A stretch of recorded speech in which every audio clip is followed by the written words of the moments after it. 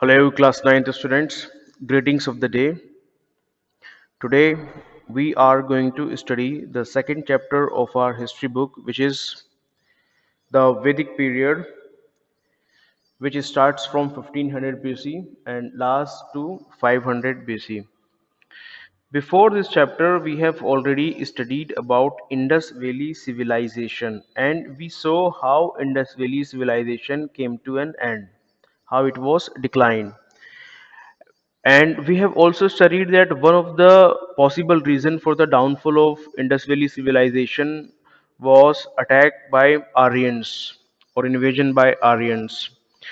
We have studied that these Aryans who migrated from Central Asia from the regions of steppes in Russia and areas near the Caspian Sea. From there, they migrated in all directions towards Europe also and towards Asia also. The Aryans who came to India by crossing Hindu Kush mountains, they were responsible for the downfall of, you can say, one of the prominent and civilization of India, which was Indus Valley civilization. So after that, their time started, right? And we are going to study about Aryans in detail in this chapter, right, which is the Vedic period. So this Vedic period basically starts from 1500 BC. The mature phase of Vedic period is 1500 BC to 500 BC, you can say here, right? This Vedic period is also further divided into two periods: early Vedic period and later Vedic period. Now, early Vedic period and later Vedic period, why do we categorize this? Because the area of settlement here in early Vedic period was near the sub-Sindhu rivers. Sub-Sindhu rivers like river Ravi, Chenab, Beas, Satluj, okay, and they were spread all over from Afghanistan to Punjab, eastern UP, and this entire region, you can say, the western frontier region of India, right? This UP, Punjab, and Afghanistan, this entire region was called Brahmavarta. And during this time, during these 500 years only, the Rig Veda was composed. Then after that, what happens? They migrated towards Ganga and river Yamuna. Means they were here, and then after that they migrated and came here. Means towards the east of India, right? And there they composed three more Vedas, which were Samveda, Atharva Veda, and Yajurva Veda, right? And during this time iron was discovered. So we can say the Vedic period is categorized into two periods: early Vedic period and later Vedic period. Early Vedic period 1500 BC to 1000 BC, and later Vedic period 1000 BC to 500 BC, right? So it was you can say a time period of 1000 years. Now when we study about something in history, any chapter, then we also study about the sources of knowledge. From where do we get the information about that particular topic or particular period? So now we are studying about the Vedic period. So the question comes, ki, how do we know about Vedic period, right? So these sources are of two types. I have already taught you. I have taught you in class 6 also and 7th also that sources are of two types. One is literary source and another is archaeological source, right? Literary sources are those sources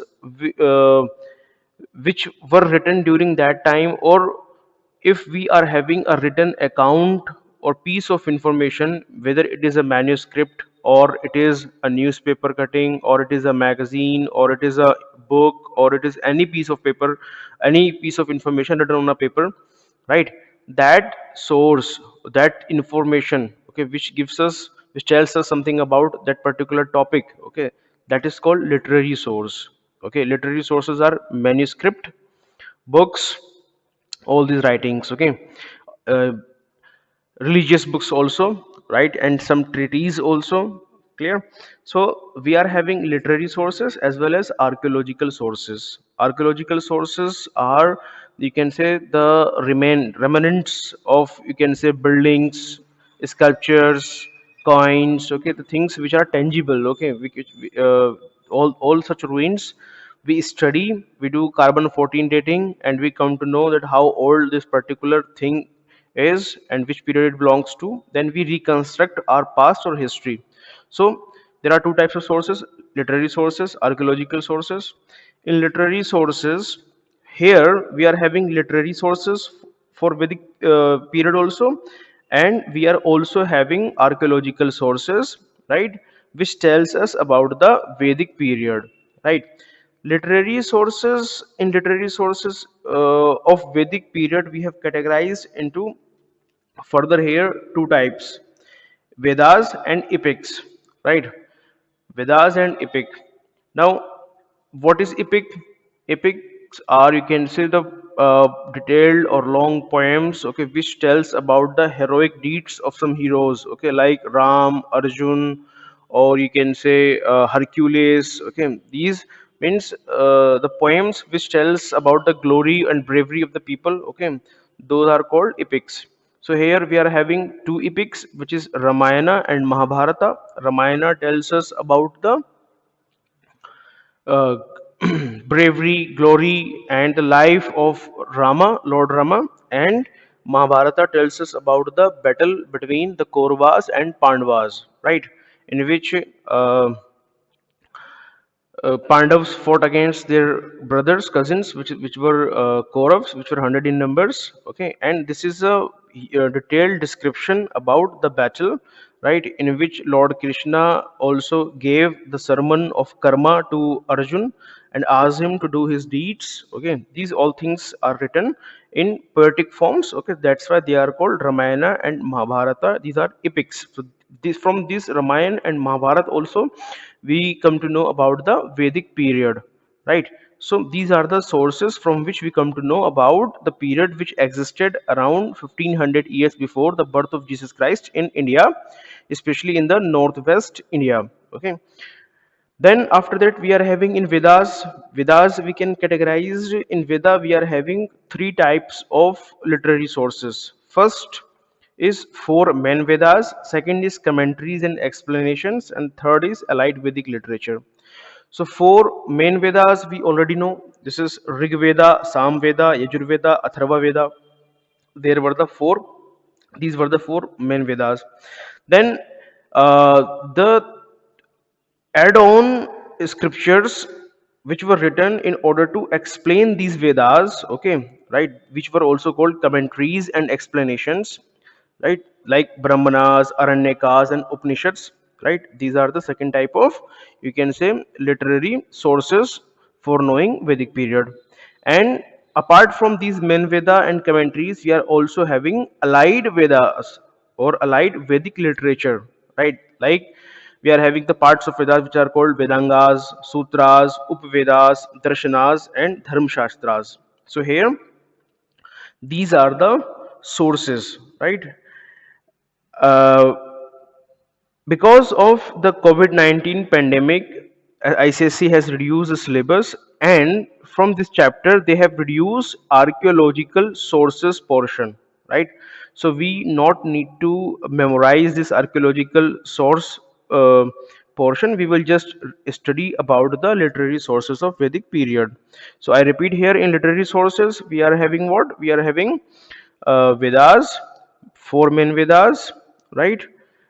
Vedas and epics. In epic, Ramayana and Mahabharata. In Vedas, four main Vedas, commentaries and explanation, and allied Vedic literature. In four main Vedas, first is Rig Veda, second Sama Veda, third Yajur Veda, and fourth Atharva Veda. Then we are having commentaries, Brahmanas, the Aranyakas, and the Upanishads. Then we are having the allied Vedic literature, Vedangas, Sutras, Upvedas, and Darshanas, as well as Dharmashastras, right? So we are going to study about these many sources, okay, in next pages. We will not study about archaeological sources, iron artifacts, and pottery. We may study, but we will not we not need to learn it, okay, for examination point of view. Now let us move to the next page. So here it is. So literary sources. I have already explained you a lot about literary sources. So we come to know about Vedic period by various literary sources. Like I have told you, Vedas, Vedangas, Brahmanas, Upanishad, epics, etc. Now, Rig Veda was composed during early Vedic period. I have already told you, and during 1500 BC to 1000 BC. The other three Vedas, that is Sam Veda, Yajurva Veda, Atharva Veda, were composed during later Vedic age, around 1000 to 500 BC. Right? This also I have told you. In Vedas, we will study about four Veda, which is the first Veda is the Rig Veda, second is Sam Veda, third is Yajur Veda, and fourth is Atharva Veda. Now, what is Rig Veda? What is Rig Veda? It is one of the earliest written Veda. Okay, so it is the oldest religious text in the world and is therefore known as First Testament of mankind. It is divided into 10 mandalas, right? So here they are saying that it is one of the oldest religious text, right? It is the oldest religious text in the world and is therefore known as First Testament of mankind. Testament of mankind, testament, uh, you can say an agreement between God and human beings, right? Or a disposal of God, okay, which something a sacred, you can say sacred scripture which is sent to people by God. That is, you can say the First Testament of mankind. Like you can say we are having Quran, okay, or Bible, okay, that is also the testament of God given to the mankind or human beings, okay. So this Rig Veda is one of the earliest religious text, and it is you can say divided into 10 mandals, right? Mandals are the parts, okay. And uh, in Rig Veda only, in the 10th mandal, right, there is a shlok, right, which is written, which is brahmanose mukh masit bahu rajanya kartah uru tadast yadesham padabhyang shudro ajayat. It means that Brahman arise from mouth, and the Kshatriyas took birth from arms, and Vaishyas took birth from the stomach, and the Shudras got birth from what? From food. Food, right? Now, this is, you can say, a couplet which became the basis for the division of society, which we will study in next pages, how the society was divided. So I have told you that in Rig Veda only, in the 10th mandal, right, Purush Sukt is written. This is called Purush Sukt, right? In Purush Sukt, they have described that how the society should be divided, and it is also written in, you can say, uh, that Manu Smriti. Okay, Manu Smriti became the law book for the division of society that we will take into account afterwards. Second is the Sam Veda. Sama Veda, Sama means sweet song or the melody, right? It contains hymns sung at the time of sacrifices. During the time of sacrifice, right, they used to sing hymns from Sama Veda. Then third Veda was Yajurveda. It deals with hymns recited during the performance of yajnas or yag through light throws light on social and religious life of Aryans. So from Yajurveda we come to know about the social and religious life of Aryans, how the social and religious life of Aryans was, right?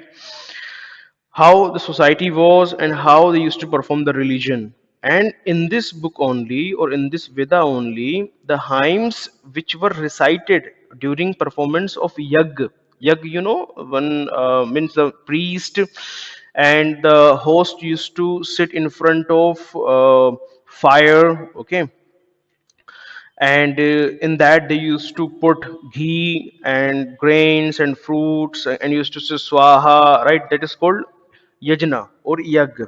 Okay, this is how yag is performed. You must have seen in movies one priest putting ghee and these other grains and vegetables, okay, and burning all these, right? And after burning it, the smoke goes into the sky, right? And they believe that this smoke or these offerings, which are, you can say, grains or ghee or any other offering, okay, which we burn there, right? And these offerings get changed into smoke, and smoke goes upside to the sky, right? And it is received by the god, right? These all offerings are received by the god in the form of smoke. It was their belief, right?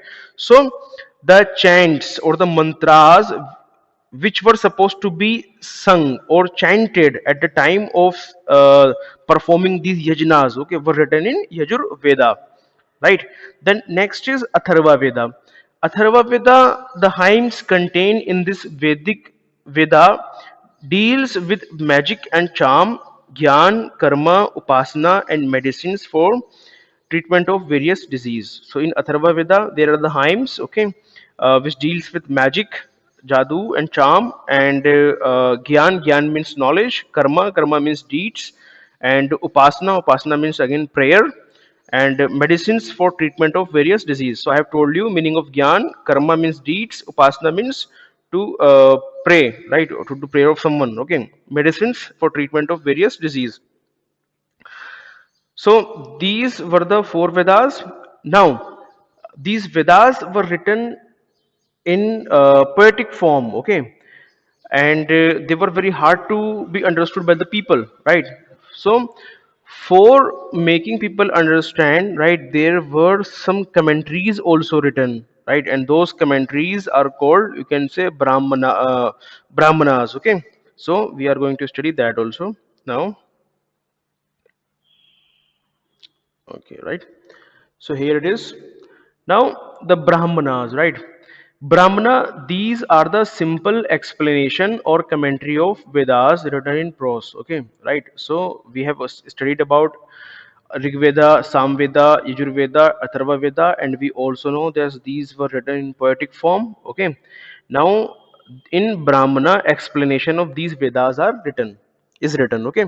Now uh, Aranyaka, or these are known as forest books. Why? Because Aranyaka in Hindi is called forest.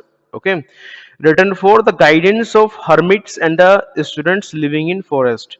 So these were the books, okay, which were written for the guidance uh, of the monks and the students, those who were living in forest during their vanprastha ashram, you can say. Ashram system also we will study in the next pages. We will study that the whole life of Vedic people was divided into four periods of 25, 25, 25, 25 years, right? And their first phase was called brahmacharya ashram, okay, and the last phase was called sannyas ashram, okay, that we will also study in the next pages. The next is Upanishad. They are philosophical commentaries on the Vedas. The doctrines such as karma, moksha, and maya are explained in detail, right? So here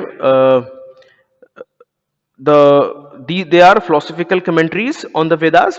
The doctrines such as karma doctrine, like we have heard from the people that karma comes back, what we do to others, right, and is also done with to us also after some time, right? This is karma. Karma means whatever we do, our deeds. Moksha is salvation, right? Salvation, you can say, to get rid from all sufferings and problems, okay, that is also meaning of moksha and salvation. And in Jainism and Buddhism, moksha means to get rid from the recurring cycle of life and death, sorry, life and death, birth and death, okay, right? And maya means the wealth, money, the wealth or money, right? Maya are explained in detail. So in Upanishad, what are there in Upanishad? Philosophical commentaries on Vedas are there, right? And the principles of karma, tenets of moksha. Karma means deeds, moksha means salvation, and Maya, wealth, are explained in detail.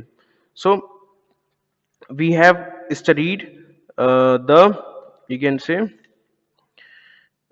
four main Vedas: Rig Veda, Samaveda, Yajurveda, Atharva Veda, and we have studied about the commentaries and explanation, which is Brahmanas, Aranyakas, and Upanishad. Now we will study about all these things, right? So, allied Vedic literature. In allied Vedic literature, we have the Vedangas, right? The six Vedangas deal with pronunciation of Vedas, grammar, etymology, metrics, and astronomy. Now, what are these Vedangas? These Vedangas tells us that how to read or how to pronounce the, you can say, suktas or the couplets or the chantings in the Vedas, right? What should be our pronunciation, what should be the pitch, right? And all these things, right? And the grammar also, and etymology means from where the word is taking birth or evolving. Okay, how one word took birth, or you can say how one word get evolved. Okay, that is called, or you can say, origin of the word is etymology, right? Then metrics is again uh, it is the rhythm in which the poem is read, okay, right? And astronomy. So these Vedangas tells us that how you should pronounce the words or the mantras given in, or the chantings given in the Vedas, and how you will understand the grammar and the origin of the words, how the words got origin, and the what should be the rhythm of pronouncing and reading the Vedas, right? And about astronomy also. Astronomy, uh, about the knowledge of stars, okay. Then the sutras, there were three sutras. First is Shrota Sutra, second is Griha Sutra, third is Dharma Sutra, right? Shrota Sutra deals with yajna or yag and sacrifices, right? And Griha Sutra deals with ceremonies connected with family or life. As name itself tells us, Greh. Greh means ghar. There are two meanings of Greh. One is Greh planet, okay, and another gray is home, family, okay, right? So ceremonies connected with family life. Then dharm sutra means rule of conduct, how your conduct should be there, right? So these were the sutras. Then the Upvedas were also written, right? There were four Upvedas, which was Ayurveda, Dhanurveda, Gandharvveda, and Shilpaveda. Ayurveda deals with Indian system of medicine. Like today we are having Ayurvedic medicines, okay, like Ashoka rest, like Punarvadi rest, so many these. You must have heard about so many medicines of Ayurveda, okay. And then Dhanurveda is a art of warfare, right? In this, how to fight war, right? Warfare techniques were written in this text of Vedic literature, right? Which is called Dhanur Veda. Then Gandharva Veda describes the art of music. In this, the music was explained. In Shilpa Veda, art and architecture was explained. It deals with the art and architecture. Then we are having darshanas.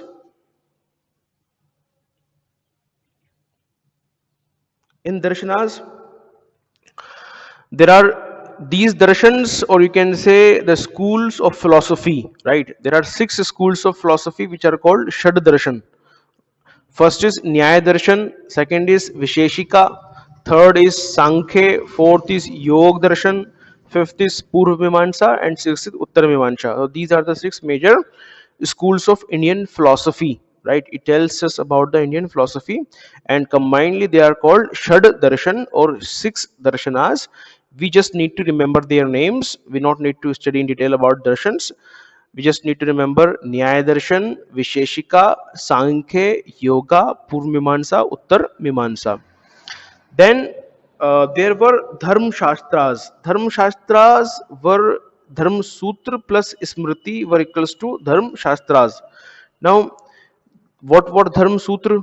Dharma Sutra were the sutra, or you can say formulas, okay, the law books which lay down the duties for different classes of people, officials and kings. Okay, so these were the formulas which, or the books which lay down the duties for different classes of people, officials and kings. Okay, and when they were combined with the smritis, they were called dharma shastras, right?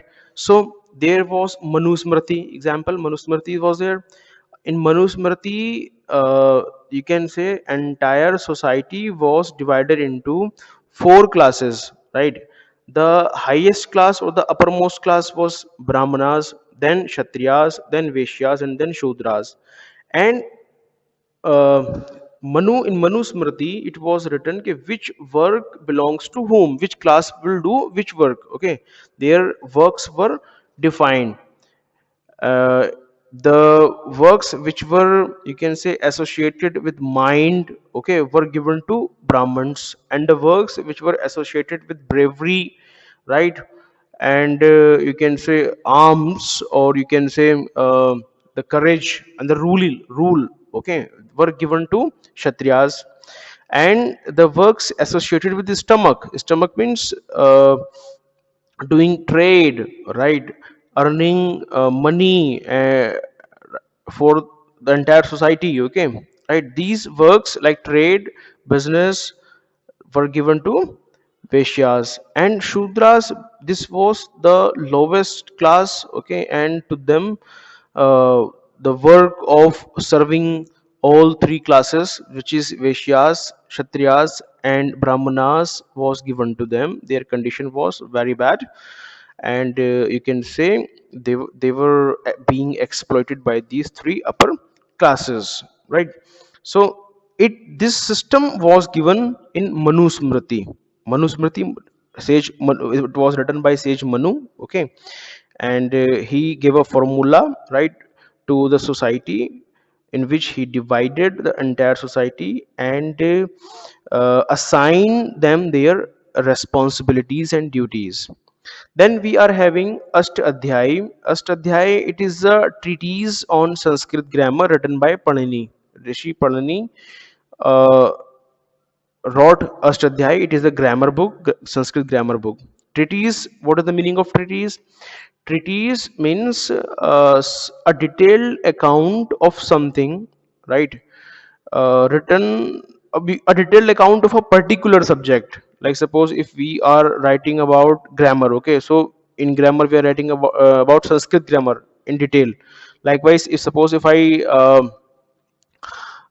write about plants, okay, especially about a particular plant, maybe gymnosperm or angiosperm. If I write about angiosperm in detail, okay, so that work which gives information only about angiosperms, okay, is called what? Treatise, or means a detailed account of something, or a detailed account of information about something. Then we are having the epics. Epics, I have already told you, right? Ramayana and Mahabharata were the two important epics. In Ramayana, it was written by Maharishi Valmiki. It is the story of Ram, the son of Dashrath, king of Ayodhya. It is all about love, duty, and brotherhood. Okay, love between Ram, Sita, Dashrath, right, and the duty of you can say a man, and brotherhood, right. In this book, they have shown the character of Maryada Purushottam Ram, which kind of character he was, and what he did in particular situation, what he did when he was sent to exile, okay, by his stepmother Kekai, right, and what he did in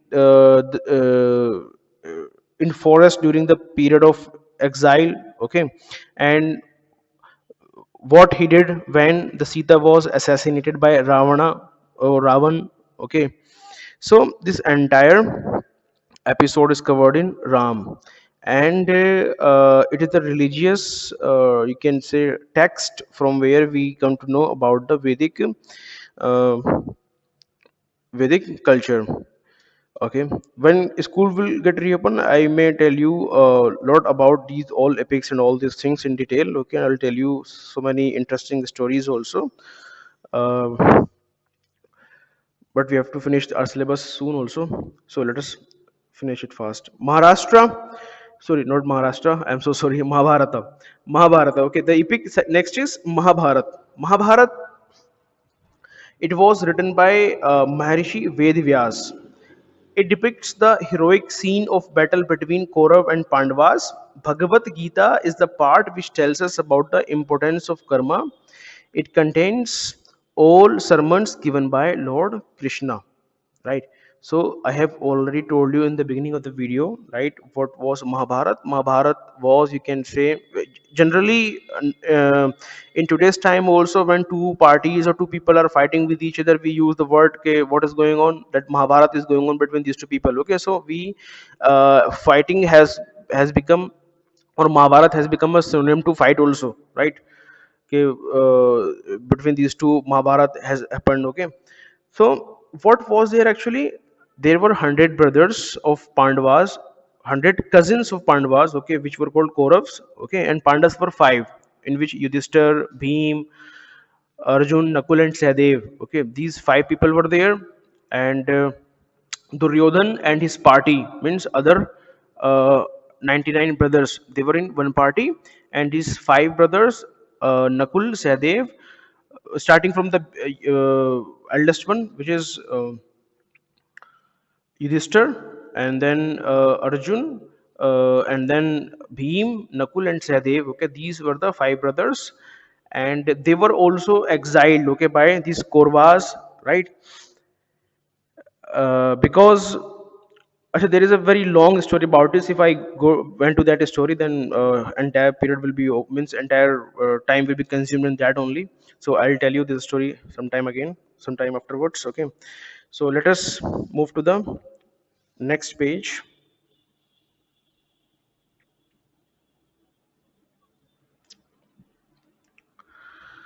Okay, now archaeological sources. Archaeological sources, I have already told you that this will not be asked in exam. Okay, we have found so many archaeological sources which were associated with agriculture, right?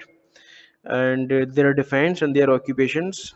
Agriculture like axes, right? And their occupations like we have obtained hammers, nails, and tongs, and defense swords and arrows and shields were obtained. Okay, so these sources also tells us or gives us information about the Vedic period. Pottery also will also not take into the account. Okay, you can read it, okay, in the notes. So let us move to the next topic, which is society. Okay, society means how the people were, how the system of people was there. Okay, so in Vedic society, Vedic society was patriarchal in nature. Patriarchal means the society where the head of the family is a male. Okay, like father, right, and grandfather. This is patriarchal society. Matriarchal society is opposite to the patriarchal. In this, the head of the family is a female, right? So here the head of the family was male. Family was fundamental unit of society. Okay, so many families were there, and so many families together used to make a village, right? And the head of the family was called Grihapati or Kulpati. Grih means ghar, and pati, okay, means ghar ka pati, right? Grihapati or Kulpati, clear? Then we are having next paragraph. Several families together formed villages or gram, and several villages formed a visha. Many vishas formed a jana. The head of village was called Gramini, that of Visha Vishpati, Raja of Jana. Right. So we are having family. Family was the basic unit, right? Uh, fundamental unit of society. So this family and the head of family, or you can say the kul, the head of family or kul was Grihapati or Kulpati. Okay, and then after that, we are having a number of families used to compose a village or make a village, and the head of the village was Gramini, and so many villages all together used to form a district, or you can say a wish. Okay, and that the head of the wish or that district was Vishpati, and so many district or vishas together used to form a state or kingdom. Okay, or which was called Jana, and the head was called Raja. Right. So this was about the society. Means you can say. Uh, Families were there, villages, families used to compose village used to compose to vishas, and vishas used to compose Jana. Then we are having next point, Sabha, council of elders, and Samiti, assembly of people. In Sabha only elders were there, it was council of elders, and in Samiti all people were there. And Vidhata was one more organization which used to perform economic, military, social, and religious functions. Were the three important assemblies which used to aid Raja in ruling. So when Raja was there, king was there, and the king used to help with the help of Sabha, which was a council of elders. Samiti is the all assembly of all people. Okay, they were also invited to give their suggestions sometime. And Vidhata